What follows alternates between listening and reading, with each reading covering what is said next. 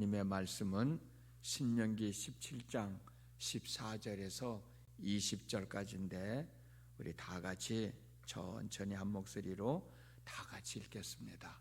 시작.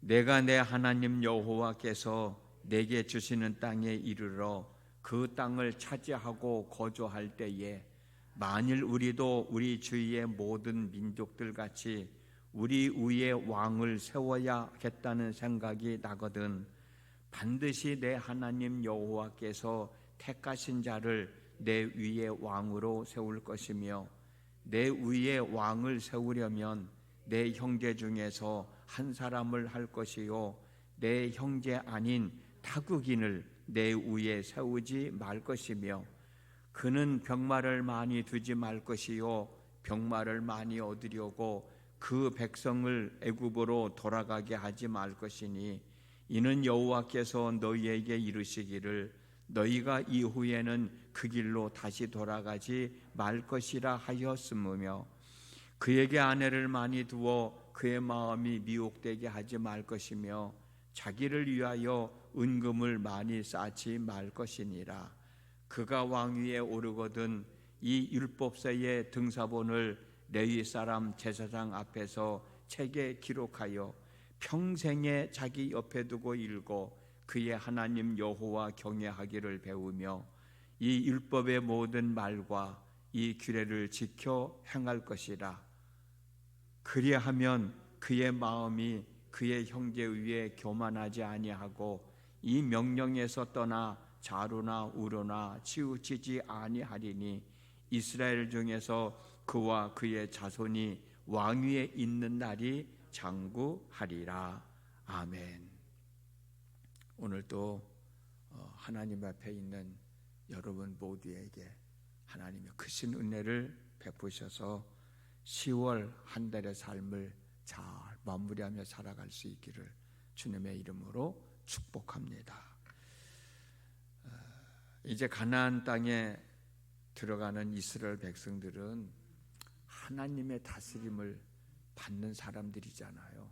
지금까지도 하나님의 인도하심을 따라 살아왔고 가나안 땅에 들어가서도 하나님의 인도하심을 따라 살아가야 할 사람들이기 때문에 어떻게 보면은 입법과 사법과 행정까지 다 장악하고 있는 왕이 필요하지 않았을 겁니다.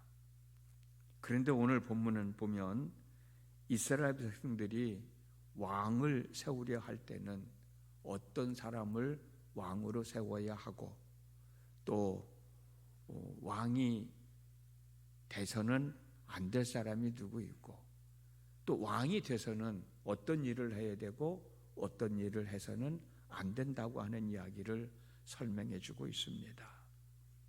그런데 중요한 것은 하나님이 왕을 먼저 세우라고 말씀하지 아니하시고 이스라엘 백성들이 왕을 세우겠다고 하면 왕을 세워달라고 하면 이러이러한 왕을 세워주고 왕은 이러이러한 일을 해야 되고 이러이러한 일을 해서는 안 된다고 하는 것을 가르쳐주고 있어요. 그것이 14절 말씀에 있습니다. 내가 내 하나님 여호와께서 내게 주시는 땅에 이르러 그 땅을 차지하고 거주할 때에 만일 우리도 우리 주위의 모든 민족들 같이 우리 위에 왕을 세워야 하겠다는 생각이 나거든. 이 말씀은 이스라엘의 왕정 제도가 하나님에 의하여 이루어진 것이 아니라 이스라엘 백성들이 먼저 원해서 이스라엘 백성들이 왕의 왕정 제도를 도입하게 됐다고 하는 것을 설명해 주고 있습니다. 여러분 사무엘상 다 읽어보셨을 거예요. 그때 사울에게 다가와서 사무엘에게 다가와서 우리도 왕을 세워달라고 할 때 사무엘이 고민을 많이 합니다. 그때 하나님이 사무엘에게 걱정하지 말고 왕을 세워 주어라 라고 하는 말씀이 있어요.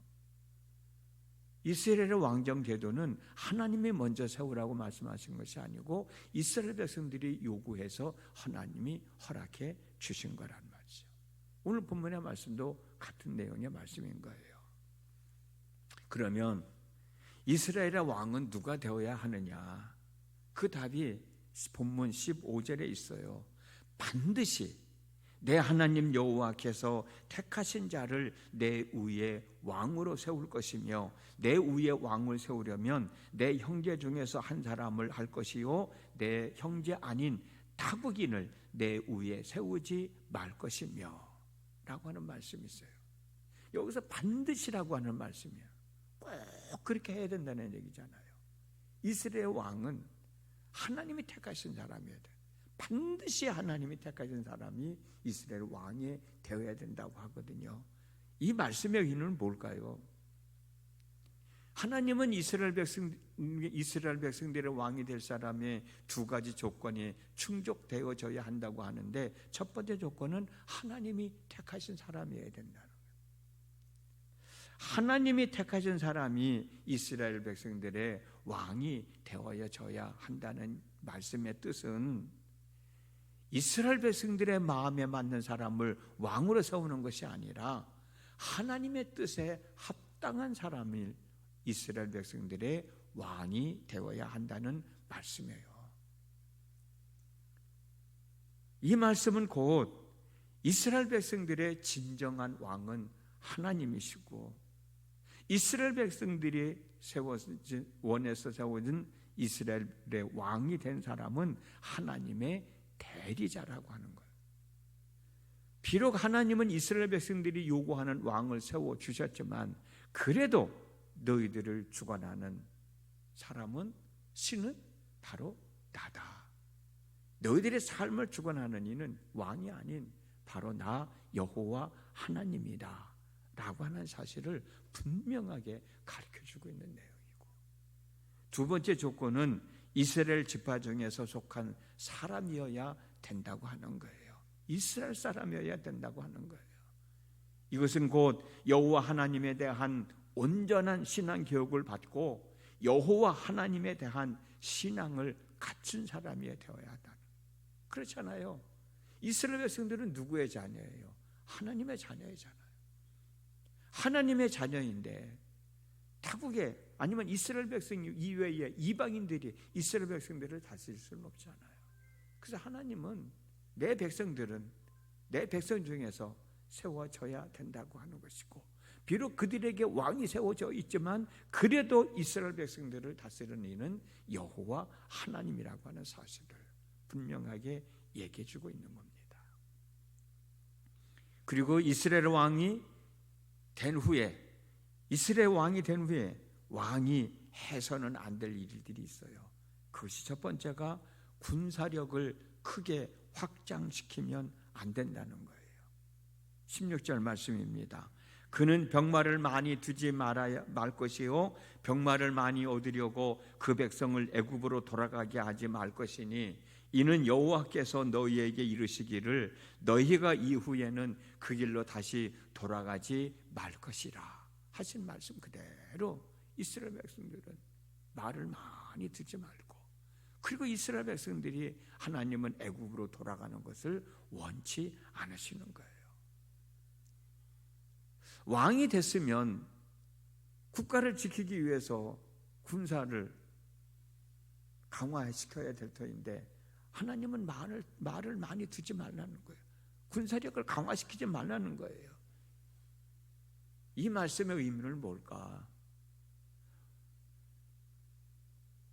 말을 많이 들어서 군사력을 강화시키지 말라고 하는 말씀은 왕의 오만함과 자기 과신을 방지하기 위함이다 라고 말씀을 드리고 싶습니다.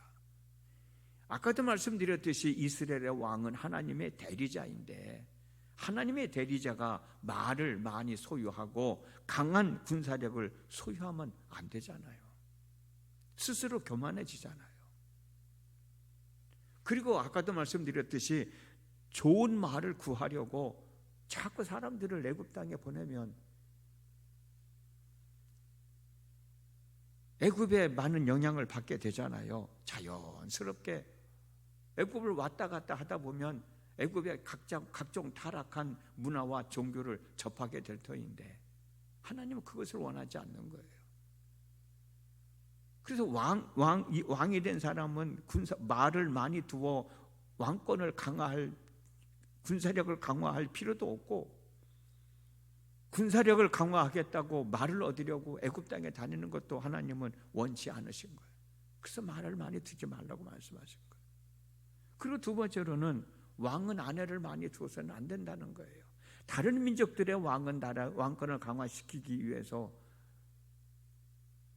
많은 재산도 축적하고 많은 여인들도 거느리고 군사력도 강화하지만 하나님이 세우신 왕은 그런 걸 필요하지 않는다는 거예요.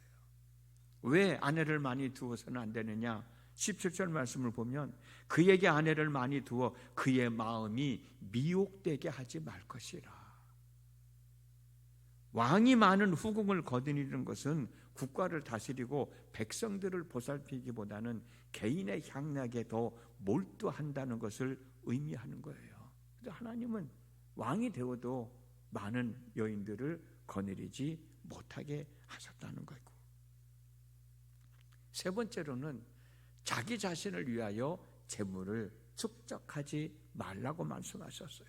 17절에 자기를 위하여 은금을 많이 쌓지 말 것이니라. 왕이 자신을 위하여 은금을 많이 쌓아놓으면 재물을 축적하려면 자연적으로 많은 세금을 받아내야 되잖아요. 왕이 많은 세금을 받아내면 백성들의 삶은 그만큼 고달픈 거예요. 하나님은 당신이 세워놓은 대리자로 인하여 당신의 백성들이 고통받는 것을 원하지 않으셨던 겁니다. 하나님은 이스라엘의 왕이 된 사람들을 이렇게 금하여야 할 것을 설명해 주셨어요. 그리고 또 반대로 이스라엘 백성님들의 왕이 됐으면 반드시 해야 할 일도 있었습니다. 그것은 뭐냐면 늘 하나님의 말씀을 묵상해야 된다는 겁니다. 18절에서 19절 말씀입니다. 그가 왕위에 오르거든 이 율법서의 등사본을 레위 사람 제사장 앞에서 책에 기록하여 평생에 자기 옆에 두고 읽어 그의 하나님 여호와 경외하기를 배우며 이 율법의 모든 말과 이 규례를 지켜 행할 것이라. 그렇습니다. 이스라엘의 왕은 평생 동안 하나님의 말씀을 곁에 두고 읽어야 하고 지켜 행하여야 합니다. 그래야 하나님의 뜻을 바로 알고 하나님을 대신하여 이스라엘 백성들을 다스릴 수 있기 때문이죠. 그래서 하나님은 하나님의 말씀을 읽고 배워서 묵상할 것을 요구하셨고 그 말씀을 실천하기를 원하셨다는 거예요. 하나님은 당신의 백성들이 왕을 세워달라고 해서 세우라고 말씀을 하셨으면 그냥 백성들에게 맡기셔도 될 터인데 왜 이렇게 금하신 것도 많고 왜 이렇게 반드시 해야 할 일도 많게 하셨을까? 왜 이것을 굳이 강조하셨을까? 그렇잖아요. 백성들이 원해서 왕을 세우셨으면 그 왕을 중심으로 해서 너희들 잘 살아라 라고 말씀하셨으면 될 텐데 왜 왕을 세우라고 말씀하시면서도 왕은 이런 사람이 되어야 되고 왕은 이러이러한 일을 해서는 안 되고 왕은 이러이러한 일을 반드시 해야 된다라고 거기에 개입을 했었냔 말이에요. 그건 아까도 말씀드렸듯이 비록 이스라엘 백성들이 왕이 필요해서 왕을 세워주셨지만 그래도 이스라엘 백성들의 주관자는 하나님이시라고 하는 사실을, 그 사실을 잊지 말고 살아가게 하기 위해서였던 거예요. 이스라엘의 왕이 된 사람은 스스로 교만하지 말고 겸손한 마음으로 왕의 직분을 잘 감당하게 하기 위해서였어요. 왕이 백성들을 잘 다스려야 하나님의 근심이 덜어지잖아요. 그들이 세워달라고 해서 세운 왕이지만 그 왕이 백성들을 제대로 잘 다스리지 못하면 하나님은 마음이 아프잖아요. 왜? 이스라엘 백성들은 내 사람인데. 그래서 하나님은 거기에 개입을 하셨다고 저는 확신합니다. 본문 20절 말씀이에요. 그의 마음이 그의 형제 위에 교만하지 아니하고 이 명령에서 떠나 좌로나 우로나 치우치지 아니하리니 이스라엘 중에서 그와 그의 자손이 왕 위에 있는 날이 장구하리라. 너희들이 왕을 필요로 해서 왕을 세워줬지만 왕이 제 역할을 제대로 하지 못하면 힘들어하는 것은 백성들이고, 왕이 제 역할을 제대로 잘 감당하면 편안한 태평 시대를 누릴 수 있는 건 이스라엘 백성들이기 때문에, 비록 왕을 세워주셨지만 그럼에도 불구하고 하나님은 이스라엘 백성들의 삶 가운데 함께 계시며 그의 삶을 개입하고 계시다고 하는 거예요. 그럼 우리는 어떤 마음을 가져야 될까요? 나는 뭐 이것도 있고 저것도 있고 이것도 가지고 살고 저것도 가지고 살고, 그렇지만 내 삶의 주관자는 하나님이라고 하는 사실을 우리는 절대로 잊어서는 안 된다는 것이죠. 내가 이만큼 먹고 살 수 있게 된 것도 하나님의 은혜고, 내가 이 자리에 오를 수 있는 것도 하나님의 은혜단 말이에요. 그걸 잊지 말고 살아가야 될 사람들이 바로 저와 여러분들이에요. 이만큼 살아갈 수 있으니까, 내가 이 자리에 올랐으니까 이제는 내가 마음 놓고 살아도 되겠다? 아닌 거예요. 누가복음에 나오는 어리석은 부자의 이야기 잘 아시잖아요. 그의 농사가 잘 됐습니다. 소출이 많이 얻었습니다. 그 많은 곡식을 쌓아놓을 데가 없어서 있던 창고도 헐어버리고 창고를 크게 짓고 거기에 가득 채워놓고 하는 말이 뭐예요? 이제는 몇 년 동안 일하지 않아도 되겠다. 그때 하나님이 하신 말씀이 뭐예요? 이 어리석은 사람아, 오늘 밤에 내가 내 영혼을 걷어가면 이 많은 것이 누구 것이 되겠느냐. 비록 이스라엘 백성들에게 왕이 세워졌다 하더라도 이스라엘 백성들을 주관하시는 이는 하나님인 거예요. 내가 이만큼 살아갈 수 있고 이 자리에 있다 할지라도 그래도 우리는 하나님에 의하여 살아가야 할 사람들인 거예요. 그 사실을 잊지 말고 하나님의 은혜를 구하면서 하나님과 함께 더불어 살아가야 된다. 그 말씀을 우리에게 주시는 것이고, 또 하나는 내가 가정에서든지 아니면 직장에서든지 아니면 교회에서든지 어디에서든지 내가 가지고 있는 힘, 아니면 내가 가지고 있는 권한, 아니면 내가 가지고 있는 권력을 발휘하게 되는 자리에 있다 할지라도 절대로 내 자신의 욕심을 채우기 위해서, 나 자신을 드러내기 위해서 내가 가진 힘과 권한과 권력을 행사해서는 안 된다는 거예요. 오히려 더 겸손한 마음으로 하나님이 내 가정에서, 내 직장에서, 내 교회에서 이러한 권한을 주시고 이러한 일을 하게 하셨으니 더 겸손한 마음으로 하나님의 뜻에 합당하게 행사할 수 있는 사람이 되어져야 한다고 하는 사실이에요. 내게 이런 권한을 줬으니 내 마음대로 해도 되지 않겠느냐? 그건 교만한 생각이라는 거예요. 왕이, 내가 이스라엘의 왕인데 내 마음대로 군사력을 강화시키고 내 마음대로 많은 여인들을 두고 내가 백성들을 다스리면 될 거 아니냐? 그런 생각을 갖지 못하게 하셨던 것처럼, 내가 이런 권한이 있다 하더라도 그 권한을 내 마음대로, 내 임의적으로 행사하는 것이 아니라 어떻게 하면 하나님의 뜻에 합당하게 하나님이 내게 주신 권한, 그걸 잘 활용할 수 있을까? 그런 마음을 갖고 살아야 된다고 하는 교훈을 주시는 것이 오늘 본문의 말씀인 거예요.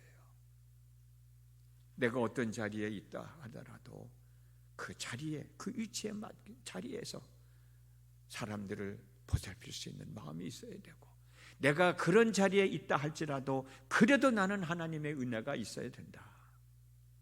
하나님의 은혜를 구할 수밖에 없는 사람이다 라는 마음을 가지고 살아야 된다는 것이죠. 잠언 18장 12절에 보면 사람의 마음의 교만은 멸망의 선봉이요 겸손은 존귀의 앞잡이다 말씀하셨어요. 하나님은 어쩌면 저와 여러분들을 향해서 오늘 본문의 말씀을 통해서 절대로 교만한 사람이 되지 말고 더 겸손한 사람이 되어 낮은 자리에서 섬기는 사람이 되라고 말씀해 주시는 겁니다. 2023년 10월 마지막 날입니다. 오늘 하루를 살아가면서 한 달의 삶을 어떻게 살았는가 되돌아볼 때 내가 교만해지지는 않았는가?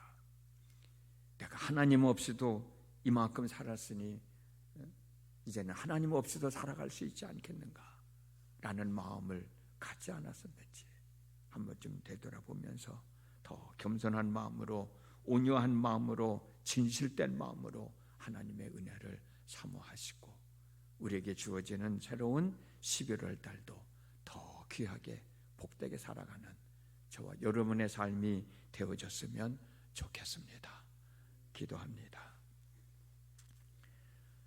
하나님은 이스라엘 백성들이 왕을 원하면 왕을 세우라고 말씀해 주셨습니다. 그런데 왕은 다른 사람이 돼서는 안 되고 반드시 이스라엘 백성들 중에서 하나님이 선택한 사람이 되어야 된다고 말씀하셨고, 왕이 된 사람은 왕권을 강화하기 위해서, 군사력을 강화하기 위해서 애를 쓰면 안 된다. 왕이 됐다고 많은 여인을 거스리며 이스라엘 백성들을 다스리는 것을 게을리하면 안 된다. 이스라엘 백성들의 왕이 된 사람은 반드시 하나님의 말씀을 가까이 두고 그 말씀을 늘 묵상하면서 그 말씀에 의하여 백성들을 다스려야 된다라고 하는 말씀이었습니다. 그만큼 우리들도 하나님에 의하여 살아가는 인생임을 다시 한번 가르쳐 주면서 우리가 어떤 자리에 있든 어떤 위치에 있든 스스로 교만해지지 말고 하나님에 의하여 살아가는 인생임을 기억하고 하나님에 의하여 살아가는 사람임을 기억하고 더 겸손한 마음으로, 온유한 마음으로 하나님의 지혜를, 하나님의 능력을 구하며 살아가야 된다고 하는 것을 가르쳐 주시는 말씀으로 이해하며 함께 나눴습니다. 하나님 아버지, 내가 어떤 삶을 살아가고 있든 내가 어떤 위치에 있든 절대로 교만해지지 않도록 도와주시고 하나님에 의하여 지금까지 살아왔으니 앞으로도 하나님에 의하여 살아가게 된다라고 하는 그 믿음을 가지고 살아가는 저희들 되게 하여 주시옵소서. 10월 마지막 날입니다. 10월 달의 삶을 잘 마무리할 수 있도록 도와주시고 새로운 11월 달도 더 하나님의 은혜 안에서 귀하게 아름답게 살아가는 믿음의 권속들이 되도록 하늘의 신령한 은혜를 더하여 주시고 땅에 기름진 복을 더하여 주시옵소서.